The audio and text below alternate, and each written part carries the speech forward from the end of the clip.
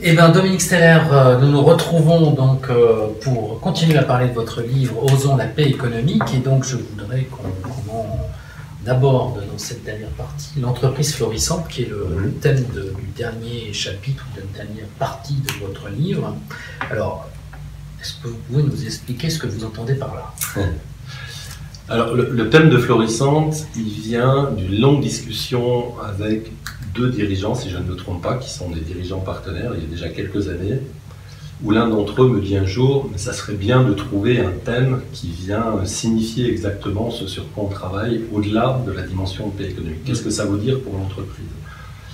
Donc à l'époque, ils ont évoqué avec moi l'économie positive, ils ont évoqué l'entreprise libérée, on a évoqué ensemble comme ça tout un ensemble de mots, de titres qui sont pris dans certaines théories, et on s'est posé la question de ce qui semblait le plus proche de ce qu'on véhiculait. Et l'entreprise florissante est arrivée comme ça. Pourquoi on a pris cette idée de la fleur? Je pense que le premier axe était de dire la fleur est un grand symbole de coévolution. Et ça a été le point d'entrée, en fait, de dire on ne peut pas s'imaginer dans un monde dans lequel nous sommes les seuls à réussir. On a besoin de pouvoir avancer ensemble, et finalement, plus les liens tissés vont être forts, plus la résilience de l'ensemble du système sera puissante. Plus les liens vont se faire entre l'abeille, la fleur, le vent, le soleil, plus on va avoir de résultats qui vont être apparents, et plus on va avoir une culture qui va s'épanouir. Ça, c'était un point important. Une deuxième chose qui était là, c'était peut-être que si je suis avec mon idée d'abeille, c'était vraiment cette dimension de mutualisation croisée. On n'est pas forcément sur des secteurs similaires, on n'est pas forcément sur des produits ou des services qui sont similaires.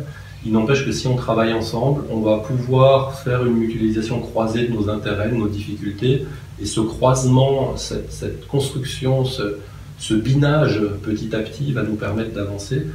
C'est ce que je pense qui a commencé à se mettre en place dans cette chaire de recherche, puisqu'on a une communauté de pratique d'une douzaine d'entreprises maintenant, dont le pari était de se dire elles vont d'abord travailler avec nous, ensuite elles vont créer des liens entre elles, et on se retrouve après 6 ans effectivement avec des partenaires qui n'ont plus besoin de nous pour se rencontrer, aller visiter leurs propres entreprises, aller ensemble visiter d'autres entreprises non partenaires pour pouvoir échanger sur leurs pratiques, leurs difficultés, etc. Enfin, il y a deux éléments qui étaient très présents dans cette idée de florissante. Il y en a un qui me tient particulièrement à cœur, c'est l'idée de fragilité. La fleur, c'est fragile. La fleur, pour qu'elle existe, on ne peut pas lui demander tout de suite. Il va lui falloir du temps, il va lui falloir de l'espace, il va lui falloir de bonnes conditions. Comme je disais dans le précédent interview, il va falloir pouvoir biner autour d'elle, vraiment lui mettre à disposition ce qui va être nécessaire pour qu'elle grandisse. Et cette notion de fragilité ou de vulnérabilité est très absente du monde de l'entreprise. Dans tout le discours de l'entreprise aujourd'hui, c'est un discours très guerrier, un discours très agressif sur la puissance, la force, la performance, la rapidité, l'hypercompétition. Enfin, tous ces mots que je viens de prendre sont des mots très très durs et très très forts. Ma conviction, puisqu'un de mes temps de vie, ça a été d'être officier de marine et d'être pilote de chasse, c'est si vraiment je veux être puissant, j'ai besoin à un moment donné d'aller toucher cette fragilité-là. J'ai besoin de pouvoir me rendre compte que tout ne sera pas jouable tout de suite. J'ai besoin de me rendre compte que si je pousse trop loin, ma fleur, elle va craquer. J'ai besoin de me rendre compte enfin, et c'est certainement le point le plus important, que si vraiment je veux être puissant, je ne suis puissant que parce que je suis un être entier, et que dans cet entier, il y a ma partie de fragilité, qui la plupart du temps va être la partie qui va me remettre au contact de l'autre.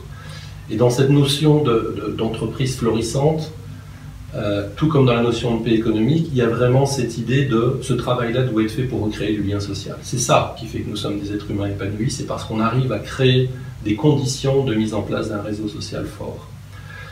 Peut-être, puisque j'ai encore une idée qui me traverse l'esprit sur l'entreprise florissante, c'est, j'ai tiré ça d'un auteur italien, en tout cas le point de départ de l'idée d'un auteur italien qui est un professeur actuel de littérature, Alessandro d'Avenia, qui, dans un de ses livres qui s'intitule L'art de la fragilité, dit à un moment donné, montrez donc un billet de 300 € ou de 100 €, parce que le billet de 300 n'existe pas, un billet de 100 € à un enfant, montrez donc un billet de 100 € à un enfant et vous verrez qu'il n'y aura aucune réaction. Par contre, si vous montrez le même billet de 100 € à un jeune adulte de 20 ans, vous allez voir que les 15 à 20 années qui se sont écoulées, nous aurons réussi à faire cette chose extraordinaire que d'un bout de papier dans lequel il ne voyait aucun émerveillement, tout à coup, à 20 ans, il en aura fait le lieu principal de son bonheur. En tout cas, la projection principale de son bonheur. Et là, Alexandro d'Avegna dit la chose suivante, il dit « Montrez maintenant à ce petit enfant de 3 ans, montrez-lui un lapin, une fleur, montrez-lui un oiseau, et vous allez voir ce que c'est que réellement l'émerveillement. » Comment, dans cette entreprise florissante, on va pouvoir remettre en place les conditions qui font que quand je me lève le matin, j'ai envie d'aller travailler avec l'autre pour faire une œuvre commune qui va m'émerveiller parce que le résultat qu'on obtiendra tous les deux sera plus grand que ce que j'aurais pu faire tout seul. C'est là où le lien va pouvoir se créer, parce qu'il va y avoir une dimension collective, parce qu'il va y avoir une dimension bienveillante, parce qu'il va y avoir une dimension de performance, et parce que dans tout ça, il y a aussi cette dimension de fragilité qui fait qu'avec vous, je vais être plus puissant que tout ça. Et alors, est-ce qu'il y a une dimension esthétique aussi, puisque vous parliez de... Fondamentalement une dimension esthétique, parce que je pense qu'elle contient une dimension spirituelle, parce que cet enfant de 3 ans à qui je montre un oiseau ou une fleur, il a un émerveillement spontané sans jamais s'être posé la question.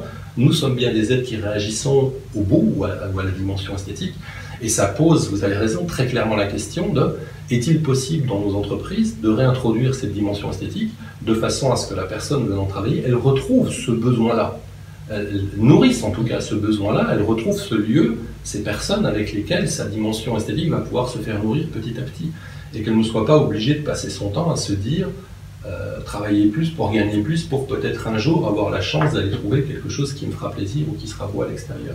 C'est certainement une des dimensions fondamentales qu'on a de plus en plus oubliées dans le monde du travail. Alors, elle réapparaît par petites touches, hein. Elle réapparaît parce qu'un pot de fleurs arrive dans le bureau, elle réapparaît parce qu'on met une œuvre d'art dans l'entrée de l'entreprise, mais la dimension esthétique, elle ne prend pas l'aspect que des dimensions extérieures. Elle peut prendre l'aspect de la relation, elle peut prendre l'aspect du sourire, elle peut prendre l'aspect du mobilier. Elle est vraiment, à mon avis, fondamentale.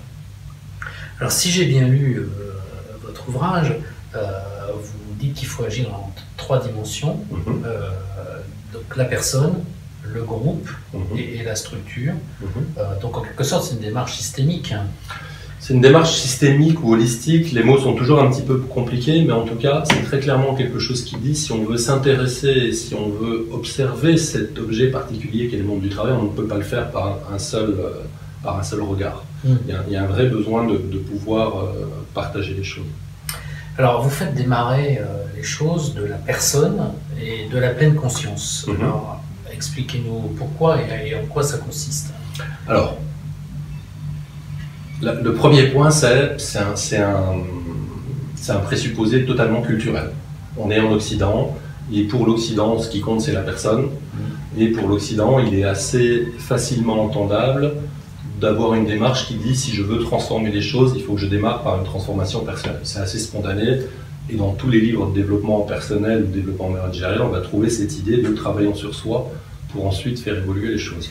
Quand je dis que c'est un choix totalement arbitraire, c'est que si je change de culture, si je vais en Extrême-Orient, si les Occidentaux voient les choses dans moi, les autres le monde, un certain nombre de travaux de recherche ont montré que les Orientaux ou les Africains voient le monde à travers le monde, les autres, moi.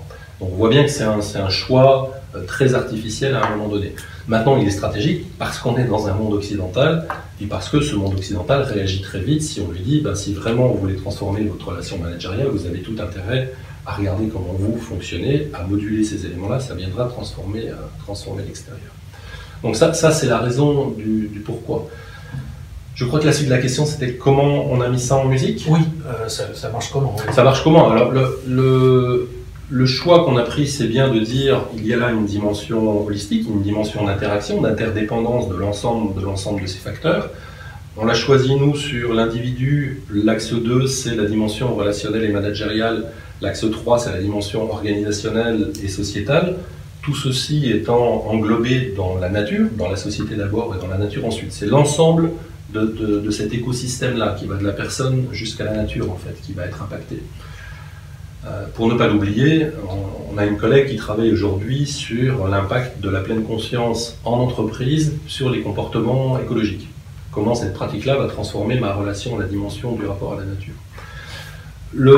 Sur le comment ça fonctionne, le premier axe, on a choisi dans cette dimension de l'intime de prendre principalement l'objet de la pleine conscience, l'objet scientifique de la pleine conscience, Principalement, non pas comme c'est très souvent le cas depuis que cet objet de la pleine conscience est devenu assez médiatisé, non pas parce que ça serait le moyen de nous détendre et de nous sentir bien, c'est pas ça notre point de départ, même si c'est une intention. L'intention, c'est bien comment allons-nous mieux fonctionner les uns les autres et ensemble.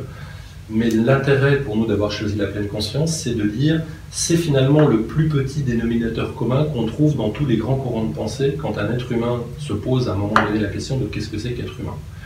Qu'on soit en Orient ou en Occident, on arrive à cet endroit qui est de dire être humain, c'est notre capacité à observer les choses moment après moment, sans porter de jugement particulier, pour pouvoir avoir une action la plus ajustée possible. Et la raison pour laquelle on prend ce point-là, nous, dans le monde du travail, c'est donc de dire non pas pratiquer ou approcher cette technique particulière, ça vous permettra d'aller mieux, c'est plutôt de dire tenter d'introduire doucement cette pleine conscience à la culture d'entreprise pour une raison majeure qui est aller bien, mais être capable de discerner, voir les choses telles qu'elles sont, accepter de les poser sur la table et de les aborder au fur et à mesure qu'elles apparaissent. Et si ces choses sont belles, pouvoir les célébrer, ce qui n'est pas une chose facile dans le monde du travail. Le spécialiste du stress au travail que j'étais sait très bien que dans la plupart des audits, un des indicateurs majeurs qui apparaissait, c'est le manque de reconnaissance. On ne célèbre pas, on ne me dit pas merci, on ne dit pas que j'ai fait un bon boulot. Donc être capable de discerner et célébrer quand ça va bien, être capable de me rendre compte que je suis dans une période un peu neutre dans laquelle il ne se passe pas grand-chose et me poser la question de comment j'en sors, et être capable de poser sur la table ce qui dysfonctionne.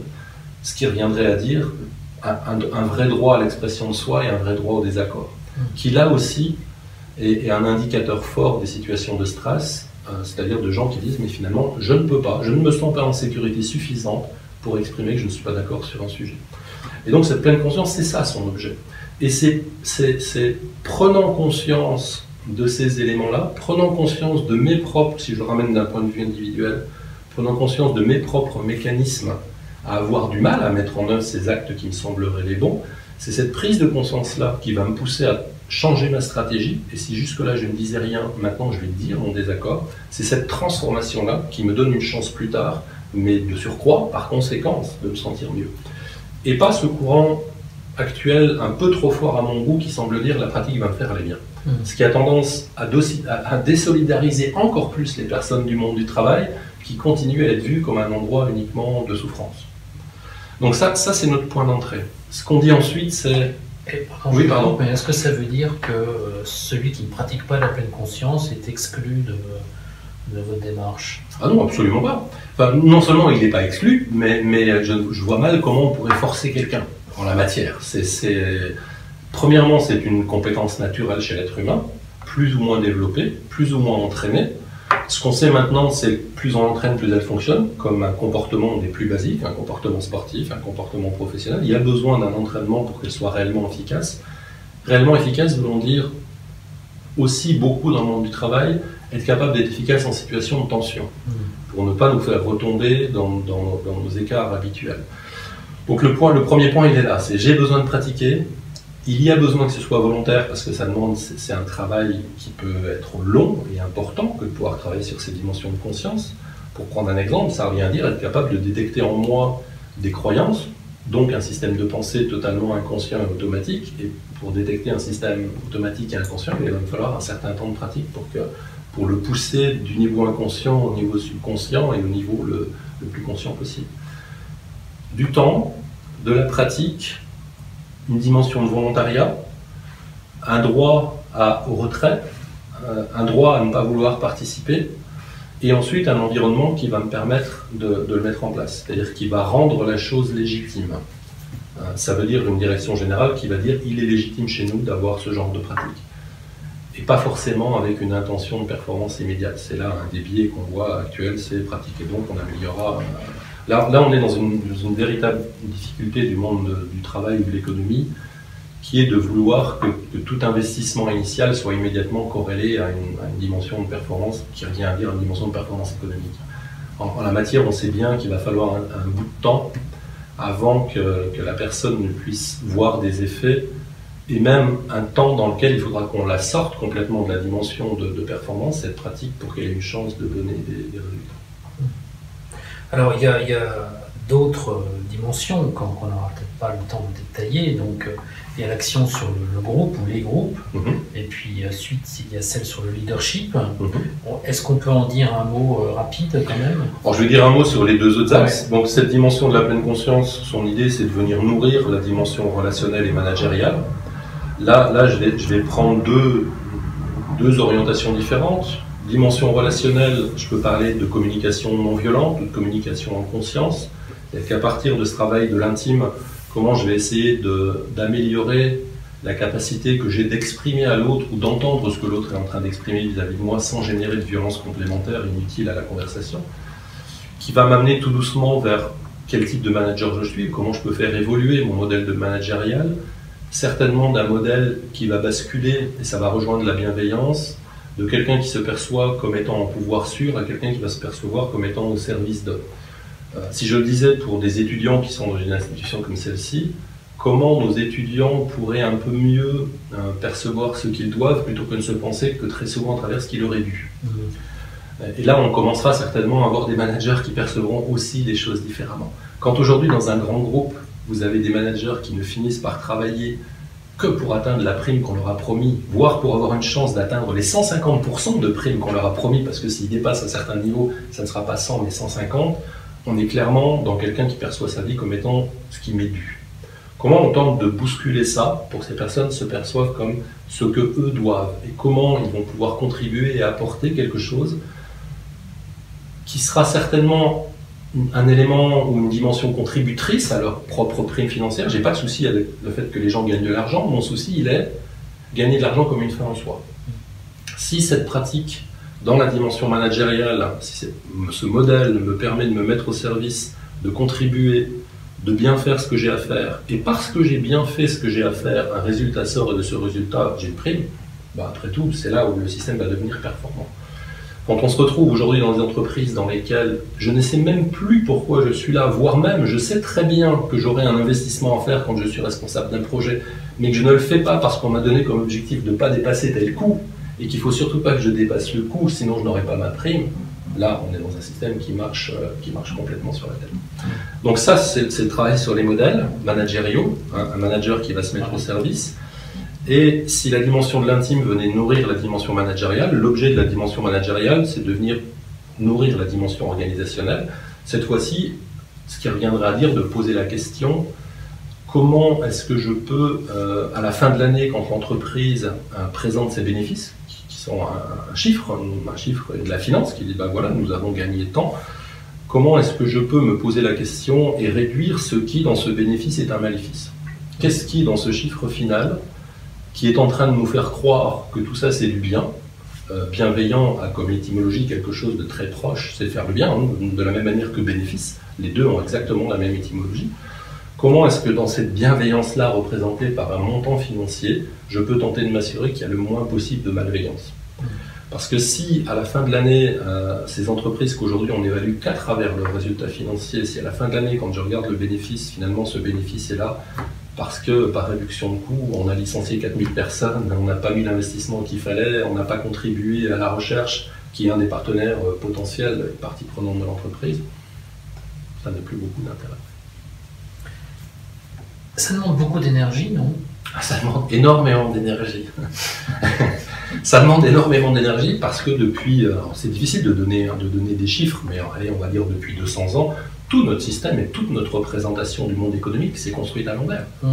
Quand je dis construite à l'envers, j'ai un exemple que je cite assez souvent qui pour moi a été, quand je m'en suis rendu compte, complètement caractéristique, et vous allez voir c'est totalement trivial. Si vous demandez à des gens à quoi sert un corps médical dans la société, les gens sans aucune hésitation vont vous dire bah, ce corps médical, son objet c'est d'amener la santé pour que chacun bénéficie d'une santé la meilleure possible. Donc un corps constitutif, un métier dont l'objet et sa contribution au corps social pour une meilleure fonctionnement du corps social. Si vous posez la même question sur le monde juridique, ils vont dire bah, les juges, etc., le législateur, leur objet c'est de créer les règles, les lois et juger quand il y a besoin pour apporter à la société la sécurité. Et quand on est dans le monde économique, on s'arrête un cran avant et quand vous posez la question, y compris un étudiant, à quoi sert une entreprise, il va vous répondre à créer de la richesse financière. On ne sait pas pourquoi. Personne ne pose plus la question de pourquoi, mais c'est créer la richesse financière. Si on remet les choses dans la même perspective, c'est créer des biens, des services et de la richesse financière pour venir contribuer à un meilleur fonctionnement de la société. Et c'est ce petit gap là, ou qui paraît petit en tout cas, mais qu'on semble complètement avoir effacé de notre cerveau et notre représentation du monde, simplement parce que, je vais reprendre des mots que j'ai déjà pris, mais le système qu'on a créé passe son temps à venir titiller en nous notre part petite. Notre part petite, voulant dire celle qui a peur, celle qui s'inquiète, celle qui veut être plus grand que, celle qui pense que son bonheur sera dans le fait d'avoir plus que l'autre. C'est cette part-là qu'on vient titiller continuellement. Et si je parlais sur ma dimension de physiologiste, je dirais, elle n'est pas très dure à activer, c'est notre système de survie. Donc il suffit que je fasse un petit peu peur, il va s'éveiller très très très vite, ça va être difficile de le calmer. Et une fois qu'il va s'éveiller et qu'on lui dit attention au risque de te mordre, il va être très attentif et il va vouloir se protéger. Donc quelque chose d'assez facile à activer, beaucoup plus dur à apaiser, alors que toute la dimension bienveillante, on voit bien qu'elle demande un effort plus grand. Ce qui est surprenant, que je n'arrive toujours pas à régler pour l'instant d'un point de vue intellectuel, c'est pourquoi on a décidé collectivement à un moment donné de créer une société qui fonctionnait de cette manière-là. Pourquoi à un moment donné on a considéré que c'était tellement dangereux de se mettre en collaboration avec quelqu'un, alors qu'à chaque fois que je fais une conférence, quand on vient me chercher sur la question de « mais vous rêvez », une des questions que je pose en retour, c'est de dire aux gens « mais combien de fois avez-vous réellement été agressé dans votre vie ? Combien de fois ? Et puis en même temps, dites-moi maintenant, combien de fois avez-vous eu des actes collaboratifs avec d'autres personnes ? Dans le premier cas, on va pouvoir me répondre 1, 2, 3, 4, 5, déjà 5 sur une vie, c'est pas de chance quoi. Hein.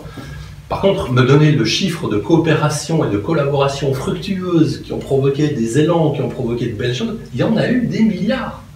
Il y en a eu des milliards. Et ce qui est pour moi une vraie incompréhension, c'est comment nous sommes incapables de voir ces milliards-là alors que nous focalisons complètement sur les 1, 2, 3. Alors, quand je dis que c'est une incompréhension, si je reviens à la dimension physiologique ou à la dimension cognitive, bien entendu que le jour où j'ai une agression, elle va avoir un marquage physiologique et psychique tellement fort qu'elle va être très très présente à mon esprit, alors que la dimension coopérative, pas forcément. Si vous sortez avec un paquet dans les mains et que je vous tiens à la porte, qui sera un vrai acte coopératif, le soir même vous n'y penserez plus, ou si on travaille ensemble, vous direz tiens, je le connais, c'était sympa de me tenir la porte. Donc il y a des explications possibles, mais je pense que dans tout ce travail à long terme que nous avons à faire, il y a vraiment quelque chose qui est de cet ordre-là, c'est-à-dire comment on arrive à rééclairer différemment cet angle mort de la coopération, montrer qu'il est présent et qu'il est présent journalièrement, pour redonner cet élan aux personnes de comprendre que leur vie va principalement s'épanouir dans le monde social et pas dans la dimension individuelle. Malheureusement, on va être obligé de s'arrêter là. J'aurais plein d'autres questions et vous, j'imagine, plein d'autres choses à dire aussi. Mais je renvoie tout le monde vers votre ouvrage qui est d'une belle épaisseur. Donc il y a pas mal de réponses. Donc Osons la paix économique aux éditions de Buck. Merci beaucoup. Merci à vous.